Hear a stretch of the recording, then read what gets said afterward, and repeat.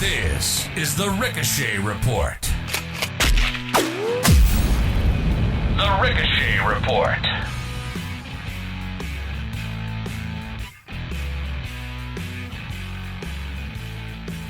Welcome to the Ricochet Report, the show that talks everything and anything firearms. I'm your host, Brad. On today's show, I have David from Mean Arms on the show. We met at SHOT Show just a month ago, and I'm familiar with Mean Arms, and some of you who are listening who have come to my classes are familiar with Mean Arms too, because I've brought out some of their products in the past, and being in New York, we've seen some of their products in use already. So, David, welcome to the show. Hey, Brad, thanks for having me. So, where did Mean Arms all begin? So Mean is we're in Georgia, Woodstock, Georgia, north of Atlanta, not too far in the suburbs. And Mean was started by a family that has been injection molding polymers in Georgia for over 50 years. So a lot of experience in the manufacturing world. They stepped aside and started an additional business about 12 years ago or so in Georgia. So we're relatively new to firearms, but definitely not new to manufacturing. Like I said, a lot of polymer and injection molding experience kind of baked into the company. And then because they're in that world, they've been working on their own molds and maintaining them. So there's a lot of metalworking experience as well. Very cool. So, like you said, behind in the world of manufacturing for a long time, what made them say we need to jump into firearms? You know, I think they saw a need, and they saw a lot of folks in the industry that weren't embracing some of the newer materials and some of the new products and ideas that they had. And there's just a really cool inventiveness about the guys that started the company that we can get into with some of the products. Yeah, absolutely. But I mean, they just saw some needs, like New York and California, especially, where they needed help with some different problems with the laws out there. So that's kind of what helped to get kickstarted. Yeah, absolutely. So what's your role with the company? I do a little bit of everything. Cool. Yeah, I mean, just this and that, and kind of all over the place. It's a small company, so everybody wears a lot of different hats. Sure, understand that. Yeah, absolutely. You got to take on responsibilities to make it work. So, What was the first product that Mean Arms put out? So, because of their expertise and knowledge about manufacturing, where Mean first broke into the firearms industry was not really a customer-facing part. It was, they started out, and we still do this to this day, we started out molding furniture for ARs and AKs. So stocks, grips, handguards, and we still do that. We still ship that stuff out by the pallet load. But as far as customer service or customer-facing products, the first one was the loader, which, as a New Yorker, you're probably familiar with. Yeah, I've seen them many times. But the loader that lets you load through your ejection port, that's what a lot of folks first saw Mean Arms as our company. Yeah. I mean, it was, and it's been some time since that too. Yeah, which is pretty cool because I think a lot of times companies that are making certain accessories that are competing with other companies that are making the same accessories, you don't necessarily see their product, on the grand market and being, all over social media. But that was one that blew up all over social media because it was an answer to a problem. It was a fixed magazine problem. How do we load this fast? And you guys answered that problem. So that was pretty cool. That it was blowing up. Yeah. I mean, I knew about the company back then, but I wasn't working for them, so I was kind of tangentially involved. And it was fun to see how much success they were having, from a distance. And they got some good exposure from a couple of the right people at the right time, so that helped as well. We make the lock around the same time that for people that need to lock their magazine in the firearm, and we still make both those products. The loader we make, this is the AR-15 version, but we make an AR-10 version as well. Awesome. And those are the first things that really put us on the map as far as customers knowing who we were. After that, the next big product that we became known for, and probably are most known for, is the Endomag, to convert a PMag to 9mm. Yep. I have a buddy of mine pulled one of those out when we were shooting our PCCs. He wanted to join in on the fun, and that's what he pulled out to shoot alongside all of us. Yeah, we hear a lot of funny stories about competitors going to PCC matches with those magazines and or with the magazine insert, and you know, ROs look at them like they're crazy. Like, what are you doing? This is PCC. This isn't rifle. And Right. Yeah. they have to tip the magazine up and show them the inside. So no, it's 9 mm. It's You know, 9. It's all good. It's all yeah. legit. So Yeah, yeah, yeah, that's really funny. And one thing that's interesting with the Endomag that we'll talk about it since you just brought it up, is the order of operations for unloading the carbine with the Endomag. right. Which is another time that you'll get ROs giving odd faces because they think, you're doing something wrong. You're just going to rechamber another round, but that is how the Endomag works. Right. Yeah. So most Endomags, the ejector is built into the magazine because, Right. you know, of course, we're replacing or we're allowing people to replace a low receiver that a lot of times for a Glock mag or something else has the ejector built into it. It's stationary. Sure. And so, of course, if you lose that low receiver, you lose your ejector. Right. So our solution was to put the ejector on the magazine, which, as you said, for some people is an odd order of operations to unload the last round, because if you drop the mag and then try to charge it, it won't eject that last round. It's going to stay on the bolt face because it's just Right. held there by the extractor. So it is a little bit awkward for people the first time. They have to get used to that. But really, other than that, we've had a lot of success and a lot of very happy customers with it. Yeah, I've actually really only heard good things about the Endomag. I really haven't had come across them a number of times. Again, being in New York and the nature of things, people don't want to go and purchase so many different items because every time they have to go Sure. through, it's a whole process. So the ability to just Yeah. convert, buy uppers are cool. Uppers aren't serialized. You can get different caliber uppers, and now you're Right. offering them the ability to shoot that through a pre-existing lower, or so. I love the ingenuity behind it, and who doesn't have a PMAC, right? Right. Like it's That was exactly what we thought when we made it. It was who doesn't have an extra lower and who doesn't have a PMAG. Those two things. exactly. So, Yeah, it's ingenious. and the standard Endomag comes with a spine where you can configure it for up to 30 rounds. But of course, for you guys and Californians, we do sell a version that for restricted states is limited to 10 rounds. And in Right. that version, it comes with the base plate epoxied on, so you are not supposed to be able to modify it at all. Right.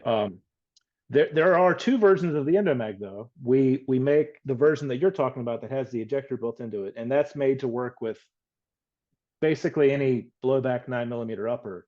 But we Okay. make a second version that's ejectorless, and we make that for two different applications. Number one is our new upper, which you saw it shot, Right. and then it also works with CMMG's radial delay system. Okay. So with the new upper, let's talk about that. Yeah. If it's working with the new upper, it's ejectorless. So does that mean that Yes. your upper now has the ejector back in it again?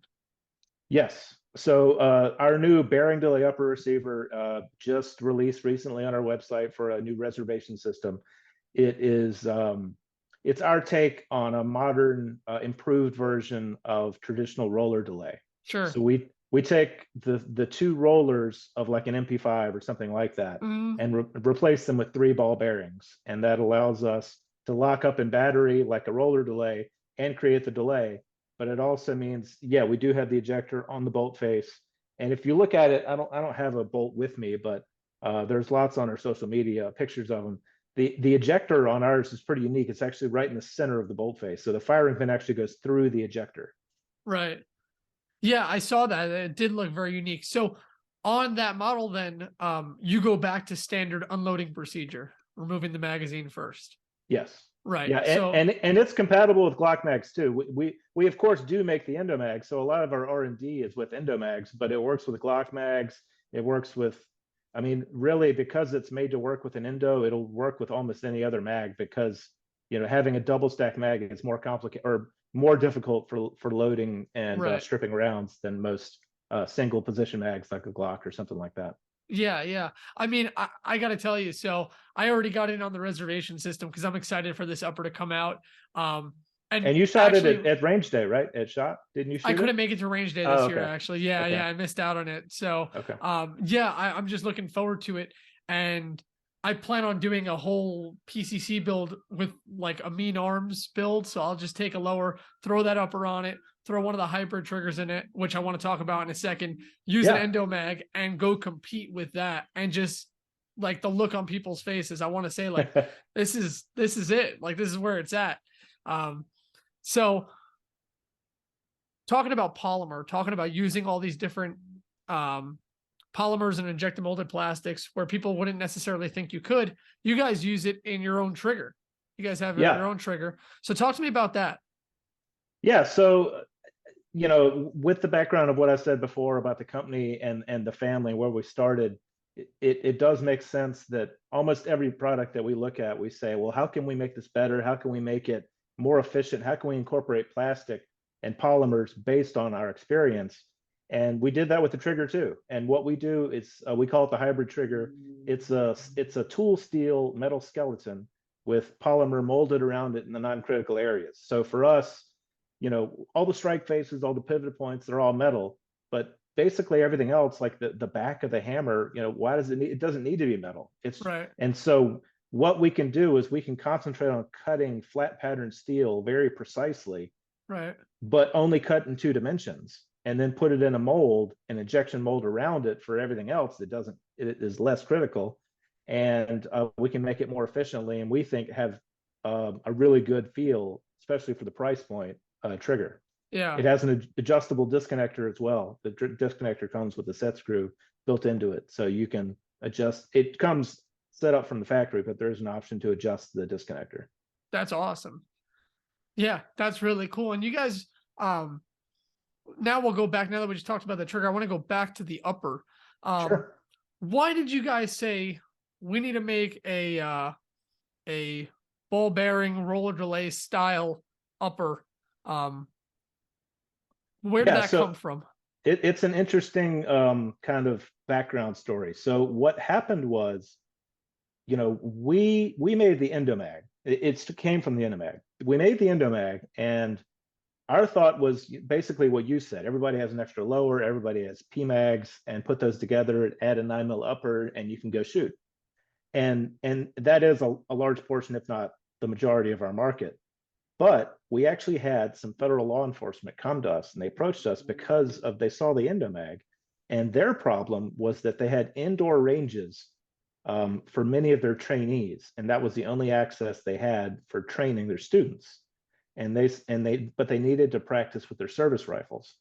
So they said, we need to practice with our 5.56 service rifles, but this indoor range doesn't allow rifle ammo. We need to use a pistol caliber.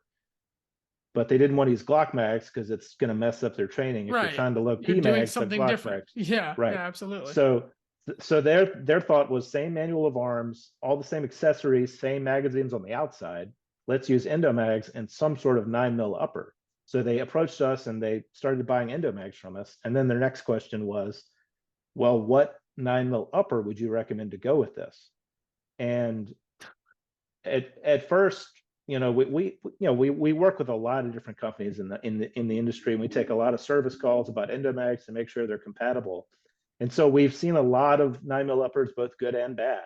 Mm-hmm. But honestly, our first thought was, I don't think we'd recommend a blowback 9 at all. And we said, give us a couple of weeks to at least sketch something out and come up with an idea of how we can make a safer, better 9mm upper for you.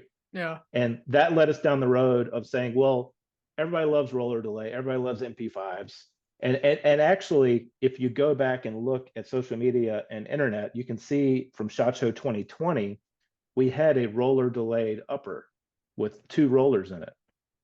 And it was working fantastically. We decided to go in a different direction, not because it wasn't running well, more for manufacturing reasons. But anyway, we did a crazy Ivan, and we ended up switching to ball bearings. And we're really happy with the way the system works now. We think it's actually better because each of our ball bearings has the same contact surface area as one MP5 roller, and we have 3, so 50% more contact surface. We get all the benefits of a roller delay, but it's much easier to manufacture. It's compatible with the AR-15 platform, standard handguards, standard charging handles, standard AR-15 upper receiver itself. The only things that are proprietary for us are the BCG, the barrel, and the barrel extension. Everything else is standard AR-15. Even the buffer, you can use a standard buffer out of a 5.56. That's awesome. So yeah, a couple of points I want to touch on there. So you're including a charging handle with this one, but like you just said, it's standard, so you can swap it out for any of your choosing, whether it's ambi, etc. Right. So yeah, we are including an ambi charging handle, and basically we're just selling a complete upper. And the reason we're doing that is we're a small company, and for customer service and just kind of logistics reasons, it's easier to just make a complete upper so everybody's the same. Now we know obviously people are going to take them apart, people are going to modify them. We can't control that, of course, but for now at least we're selling complete uppers. And but yes, you're right. If you got the upper and you had one, you could take our charging handle out and put in any other standard AR charging handle and it'd be fine. Interesting. So the brake that's on the end of it, Yes. you guys are offering a multitude of different lengths available, and you're offering with the 14.5, you can get a 14.5 or you can get a 14.5 pin and weld brake on there too, to accommodate those people who want to just have that full length and not have to deal with it. Right. If you choose to not have a pinned and weld model because you want to go the route of outfitting it with a can, a suppressor specific to yours, how will that function, your proprietary upper function with a can? Does it have any issues running suppressed, or is it still able to operate? No, I mean, my favorite part about the bearing delay system that we're running is, and we demonstrated this at Cha-Cha at Range Day. I wish you could have shot it.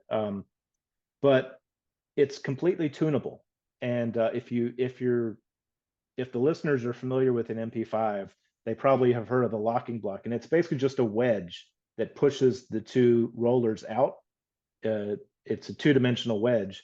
So we have an analogous part. We call it a lifter, but it's basically just it's a round protrusion, and it has three ramps on it that interface with the ball bearings from the inside of the BCG.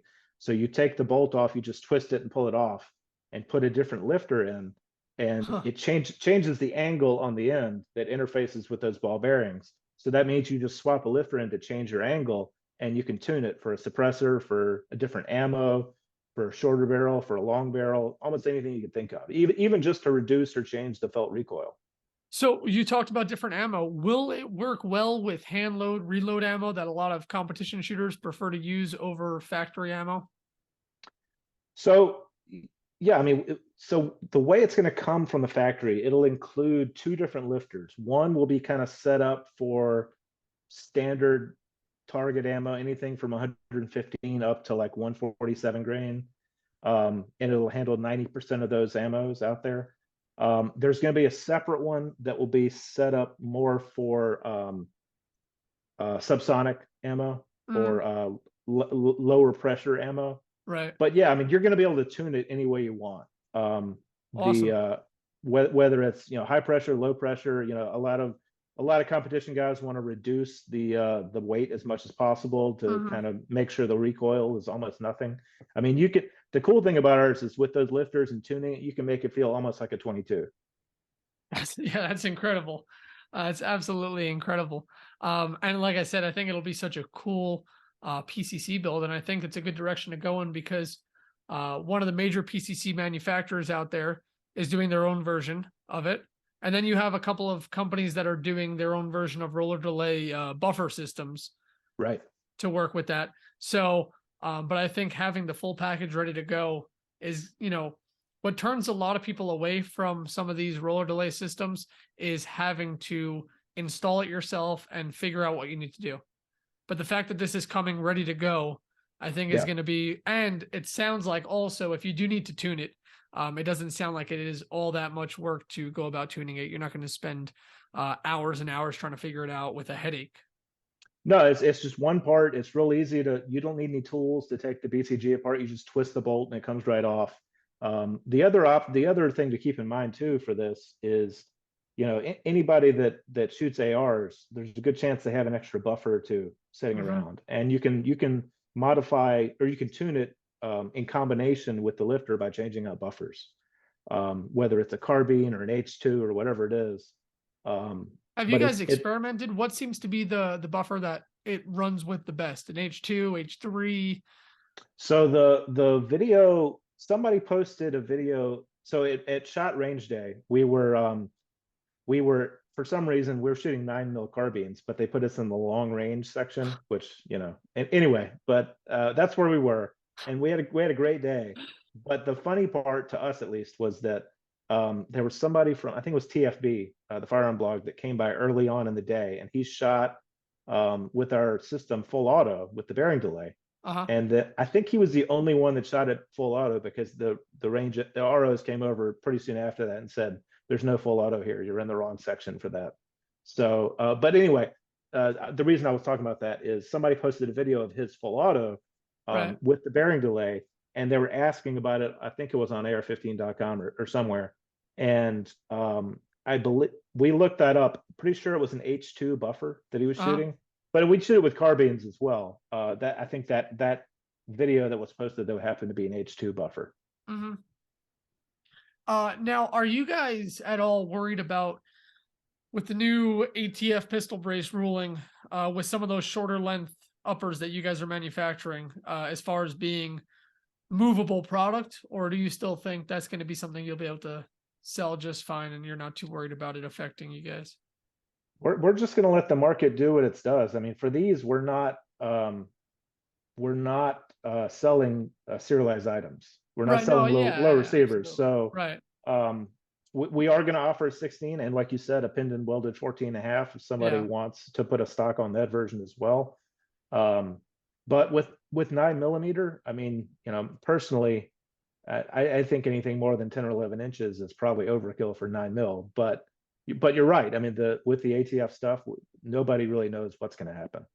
Yeah, yeah, it's true. And that's the thing. I think the reason the 16-inch length or the 14.5 pin is so popular in competition is because the nature of the competition is taking you all around the country. If you had to Right. wait every time and schedule ahead of time with the ATF to get permission to travel, it becomes such a pain.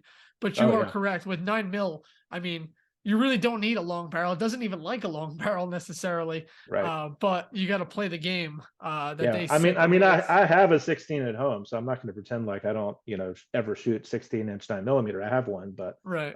to me, it's longer than it needs to be. Sure. Yeah, yeah, absolutely. Now you guys have another product I want to talk about. It's probably a product that takes up the least amount of space on your shelves, but it Yeah. is one that plays such a big role. We use it all the time. I picked up, you guys were giving out the free samples back in 2020 Yeah. SHOT Show. That's where I picked up one of those little packets and I got hooked ever since. The DW training chips. Yeah. Who came up with that idea?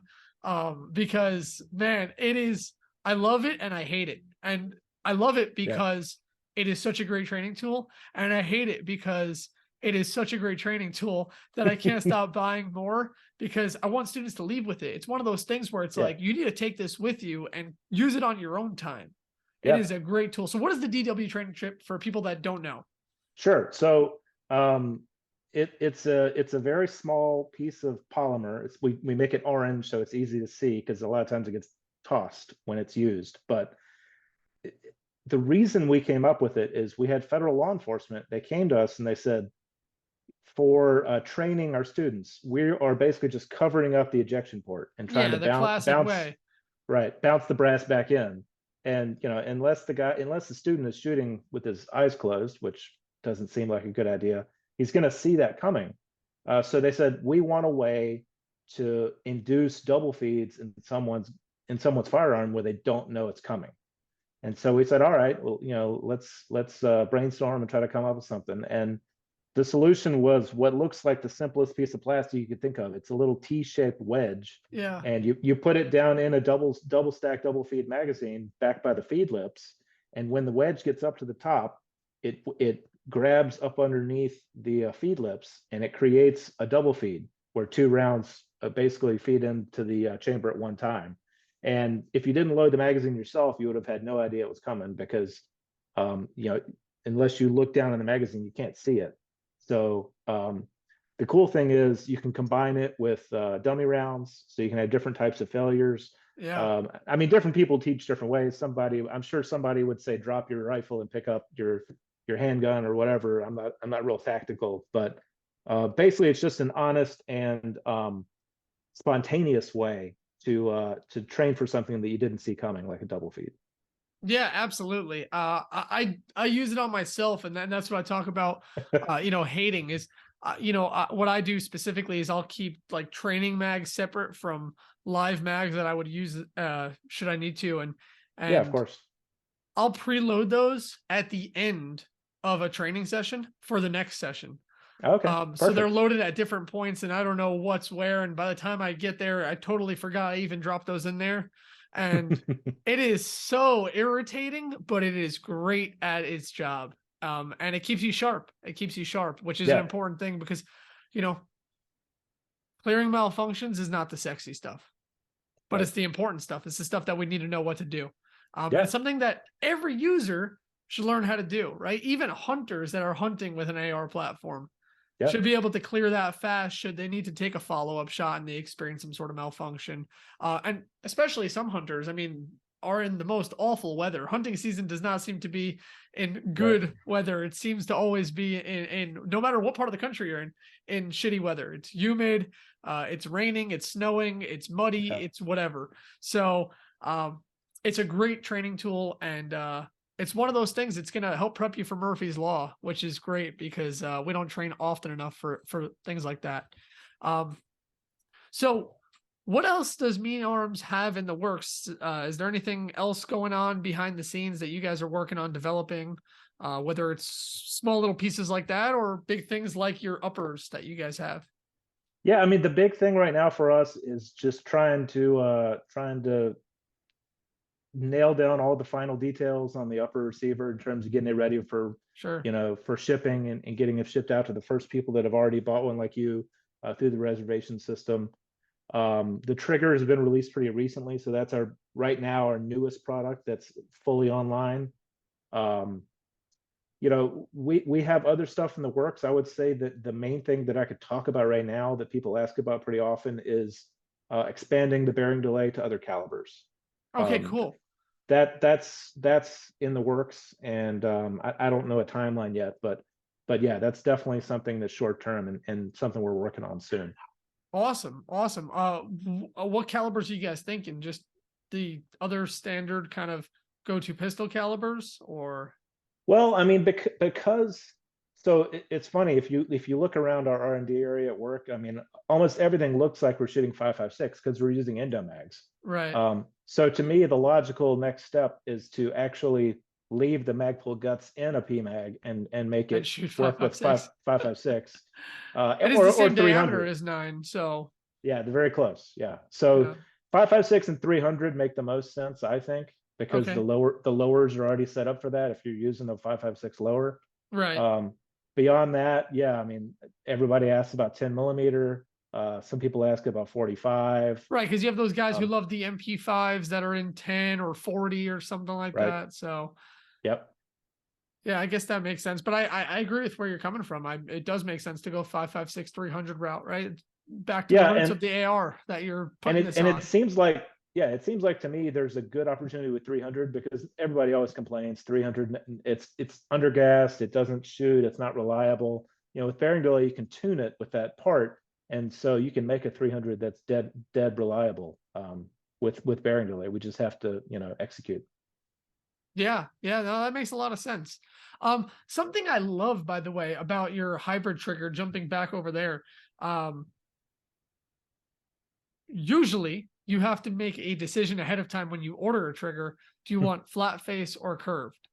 Right. And that's the whole debate you have at the range with everybody. Oh, I prefer flat face because of this. I prefer curve because of this, whatever it is. That's just standard with you guys. You get the full package and you get to choose and change it as you please. Yeah, it comes with both. It's basically just it's a little a rubberized polymer piece that's the pad, and you can pull it off with no tools. You just peel it off with your fingernail, and it comes with both flat and curved. I've gotten so many different reactions to that from marketing with people. I mean, I hear it's the greatest thing ever. Then I also hear people that say like, oh, that's cheesy, that's a gimmick, I'll never use that, I know exactly what I want. So I mean, there's both options, but the cool thing is, like you said, you can always swap it out if you change your mind, or if you just want to experiment and try to work with both, you have that option with our system. Exactly. How many times can you peel and stick the new one and peel and go back and forth till it wears out, or is it really just going to hold its own? Yeah, I mean, we've never had one wear out. That's awesome. That's awesome. It's not a brittle polymer. I mean, I guess if you left it in like negative 60 degrees in Siberia for 6 months, it might have a problem, but we have never had a problem. Um, and all of our products, I should say, whether it's the upper or the Endomag or the load or anything, they're always 100% guaranteed. So if anybody Mhm. ever has a problem, people are skeptical of a polymer ejector on the Endomag. If it ever breaks, we replace it, no questions asked. Whether you're the first owner or the 10th owner, doesn't matter. Yeah, that's fantastic. That's So yeah, but I haven't heard, at least personally, from quite a few friends that have endomags, and I'll be ordering some shortly. But I haven't had anyone say anything about theirs failing. They've been really successful. no, it doesn't happen often. What happens more often is that people think they need to modify it to work with their bolt, and sometimes they do. I mean, there's so many bolts out there. There's no way we could make an insert that would All of work them, yeah, with every single bolt. But what we see sometimes is that people take a knife or a X-Acto blade or something, and they try to shave off pieces of the ejector, and they end up slicing the whole thing off. I mean, you know how it is. People make mistakes, or sometimes people are dumb. That happens too. that's But that's probably 99% of the time. That's we're not calling our customers dumb, but there are people out there who are. So yes. anyway, so we get returns, but we replace or fix those every time, no matter what. It doesn't matter. For us, we want to keep that good customer relationship open by fixing it or replacing it. We're not worried about how it happened or what happened. So No, that's fantastic. Because so many companies, the whole return or warranty process is it's absurd. It's like giving everything, the social security number you got to give, and yeah, there's a 45% restocking fee. You end up in more debt than you were prior to purchasing an item. So right. the fact that you guys have such good rapport with your customers throughout the entirety of that product's lifespan, not just the purchase, not a short time after, but however long it takes, and whoever ends up with that product, like you said, it could be 10 people down the line, and Yeah. we'll still take care of that. So that's really great as a company. It shows a lot, because a lot of companies are for themselves, not for their customer. They think once they've made that sale, money in their pocket, they're good to go. Right. And you guys don't believe in that, which is great. I think where we first realized we were going to have a lot of customer service is where we started making a product for the AR9 market, because there's so many different variations out there. It's not mil Yeah. spec like a 556. No, it is not. So with all the different buffer systems, all the different bolt face configurations to pick up lug, to get it off an Endomag, there's just a lot of different variables that nobody can predict. So Yeah. being in the AR9 world has taught us a lot about customer service, Sure. both good and lessons learned. Oh, and by the way, with the warranty, I should clarify, there's one product that we do not warranty for a lifetime, and that is the training chip, because it is meant to be a consumable. So Yeah. those are going to last I usually get 2 to 5 uses out of them, and then they start cracking or breaking or something. But other than that, every product that we make is Yeah, well, I think that'd be warranted for life. self-explanatory, but I guess there's some person out there who would try to stick it and make that work. But Yeah. the only reason I don't get 2 to 5 uses out of those is usually because where we train, we have a lot of sand. So Okay. once that thing gets dropped into the sand, it's kind of gone forever.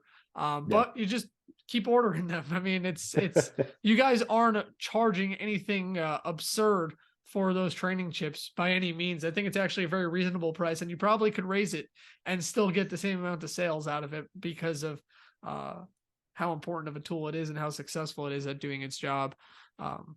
There's also the option, if you want to buy them in bulk, we'll cut the price more. Just call us up or send us an email. Yeah, I'll And definitely reach out and do that. If you want to buy a bag of 100 or something, we'll cut the price more, because I think right now they're 50 cents a piece. It's a 25 pack.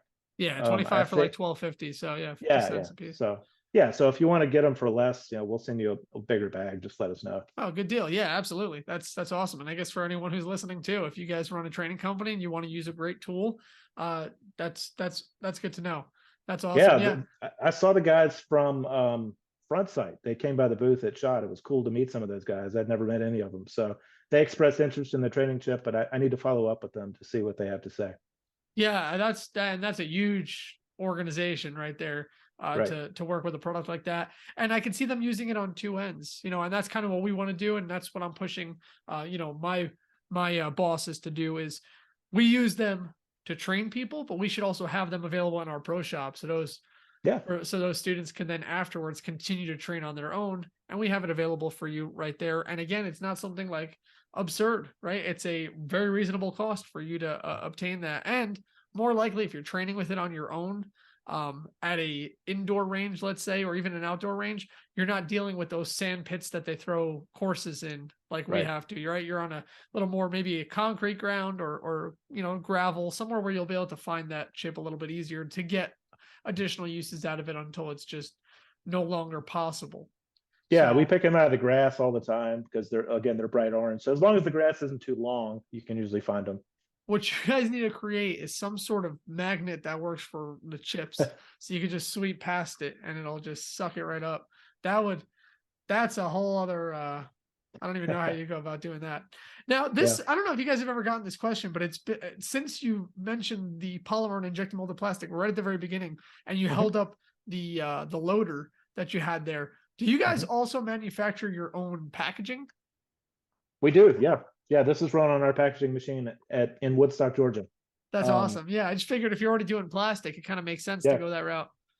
Oh yeah, yeah. We actually just started making our own chamber flags. We had those at SHOT this year.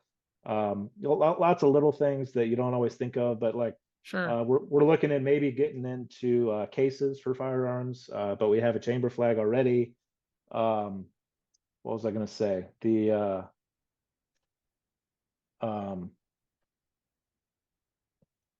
I lost it. Sorry. Oh, that's all good. If it comes up, just shut me up and spit it out. I'd love to hear what it is. So you guys are pretty active on social media too, and I want to talk about that a little bit. So who goes about running your social media, Instagram, Facebook, etc.? The guy running our social media is an idiot because it's me. I'm definitely not a social media person, but I am right now at least. Hopefully we're going to hire somebody that's good at that stuff. But I am running the Instagram and Facebook and stuff right now. I mean, you might not think you're good at it, but I think the most important thing with social media is just maintaining activity, interacting with your customers, and continuously posting or even reposting, right? It's the easiest thing you got to do. Just someone posts something, you just repost it. And you guys are doing a really good job about that stuff. I know every time I've reached out to you guys, it's been through Instagram. So thanks for responding. I probably reach out too often. I love on your YouTube page, I love the backdrop that you guys have set up. The brick wall with the shelves and the giant munitions. So is that in-house? Is that at the factory? Is that, like where are you guys doing the recording for those videos?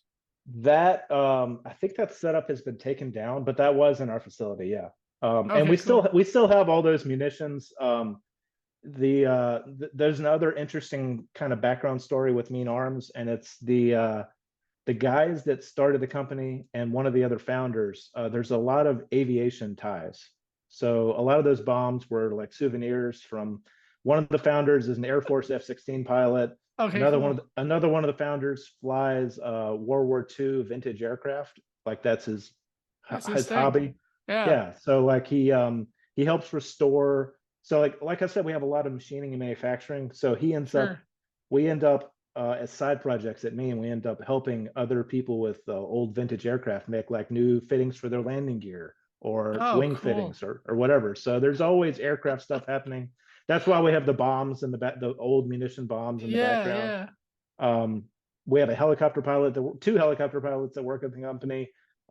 We have a guy who's type rated for the twin fuselage Mustang from World War II. They only made like 60 of them ever, and he's type rated to fly those. So really unusual. That's awesome.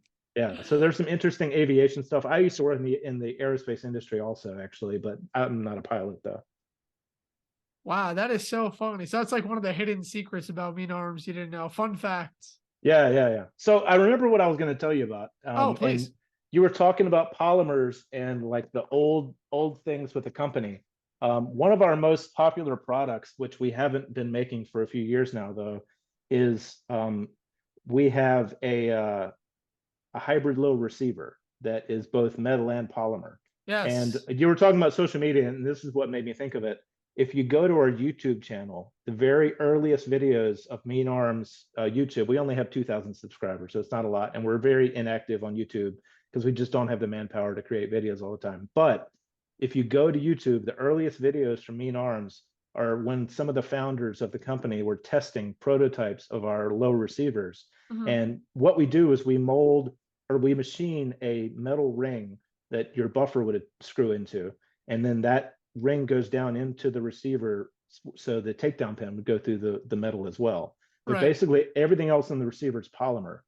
And there's videos of them attaching a threaded rod to the buffer tube and then hanging like 1,000 pounds from the receiver and like lifting it up with a crane. I think I recall seeing that, lifting it. There was Yeah. a carabiner holding it in Yeah, place. yeah. Yeah. I do recall seeing So that. I know, it was there- incredible stress test. So I don't know why it just made me think of that, but you were talking about social media. So that was some of our earliest videos we ever did. And it's just, that's another product that we don't have a set release date, but a new generation of our polymer hybrid low receiver is in the works. I think I recall in 2020, because that was the last SHOT Show I went to prior to this one this year. And I think you guys had that on display there that year. Yep. Yeah, So- we still have prototypes kicking around, but to us, you know, it really works well because the version we came up with and the prototypes that we still have are they're ambidextrous, but they're not just ambi, they're completely symmetric. So it's not Wow. standard That's very control unique. system. Yeah, so I don't have the right, it's on our social media from like 2 years ago, but it's the mag release is a lever for your right hand, but then there's the same lever on the other side of the magazine. So every control for a righty is the exact same for a lefty on the other side. And that's the direction we're leaning with the new version, but we just wanted to tweak some things and make some improvements. So that's not ready yet, but that is also in the works. Oh, that's exciting. Very cool. Yeah. That's awesome. Now I gotta ask, when you guys do release your uppers, and now you're talking about this lower, this is what made me think of it. Are you guys possibly thinking about going the route of having a complete Mean Arms gun available that you can just purchase? Is that something that might happen at some point? I think probably so. I mean, we've done that in the past. We have sold a complete rifle before, and that the ones we sold in the past did include our hybrid, the first generation of our hybrid low receiver. Okay. So yeah, we have done that in the past. I don't see any reason why we wouldn't do that. But that's unfortunately It's not the goal. Right now. Unfortunately, that's so far down the line that I don't know. I don't have a definite answer for it. Yeah. No, But that makes sense. yeah, I think that's definitely possible for sure. Very cool. So people want to purchase a product of Mean Arms. Where can they go to find you? What's the website? Sure. The easiest thing is just our website. It's meanarms.com, MEAN arms.com. And we're also on Brownells, Optics Planet, all the normal retailers have us as well.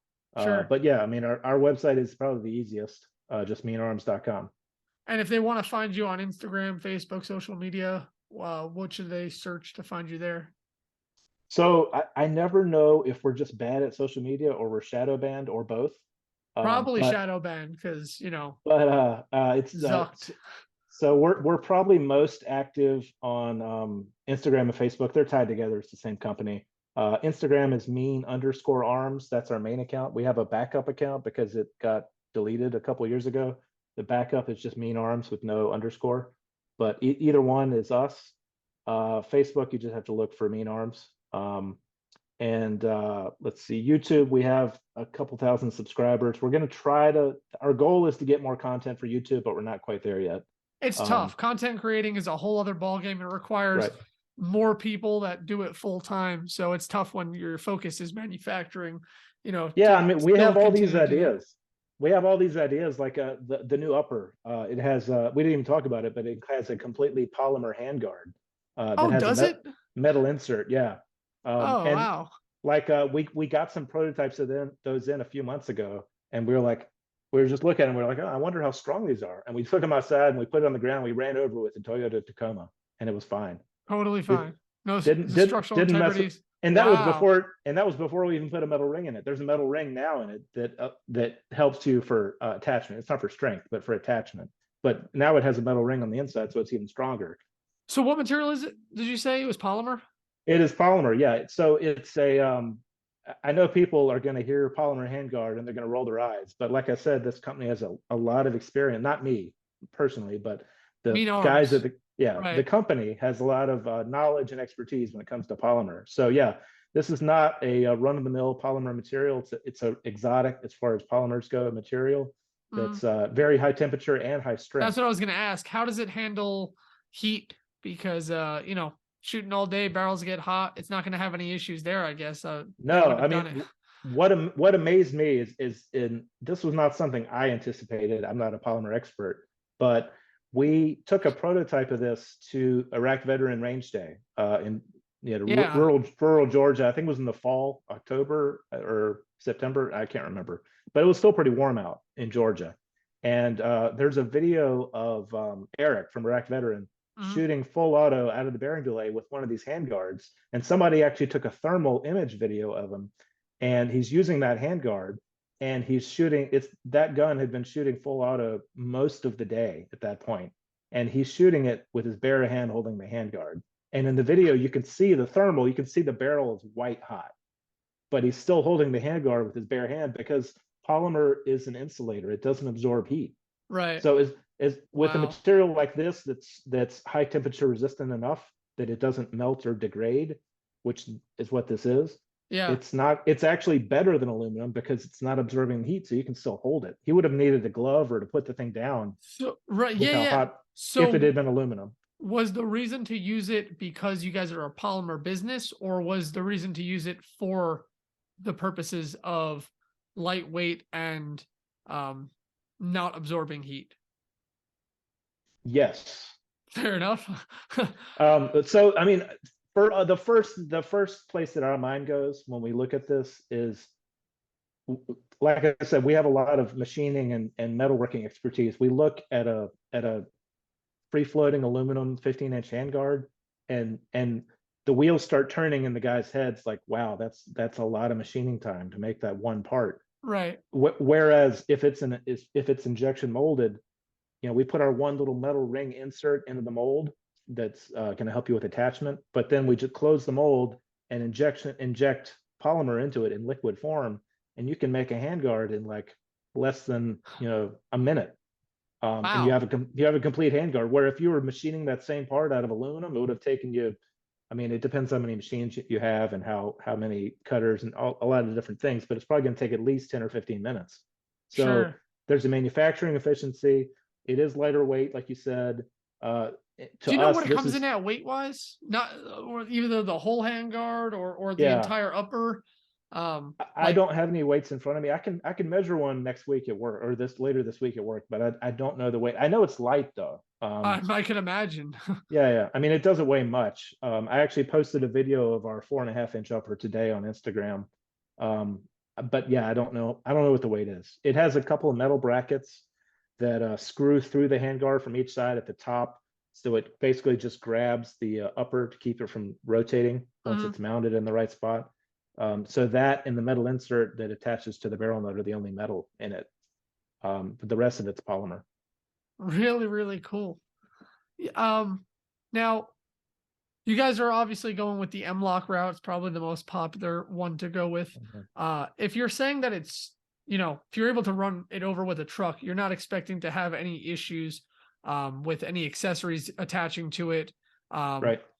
do you guys think that it'll have any issues with holding zero? Like, not so much the optic, because that's usually going to be on the upper. Uh, Mhm. but say like you're running a laser on it, or an IR designator for doing night vision stuff. Do you think it's going to have any issues holding zero, or it should hold up just fine? I mean, from what we've seen and the testing we've done, we think it moves less than a comparable aluminum one in Wow, terms of deflection and movement. that's Um, incredible. if there's ever a problem with strength, that like all of our other products, it'll be guaranteed for life. So we'll always replace it or fix it if we have to. But I don't think we're gonna have a problem with it. Now, based off of what you're saying, it doesn't sound like it will. That's really cool. I'm actually very excited for that. To come around. So looking forward to that. Looking forward to a lot of stuff you guys are doing. And I want to thank you for coming on the show.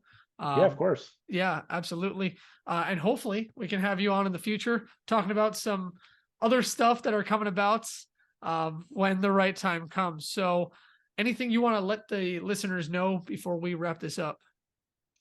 No, just if you want to come find us, like Brad said, meanarms.com and Instagram and Facebook are the easiest places to find us. Awesome. Well, David, thank you for coming on the show. I look forward to that upper going live so I can finally grab it and start running it in PCC. I think it'll look really cool. I think it'll work really well, most importantly, because I still want to win besides looking cool. Looking cool is half the battle. But I think it'll be so unique to be running a bearing delay with an endo mag and going up against guys who are running the typical PCCs and still beating them. That's a good feeling. That's going to be cool. Yeah. So again, thanks Absolutely. for coming on the show, David. I look forward to talking to you in the future. Thanks, Brad. You're listening to the Ricochet Report.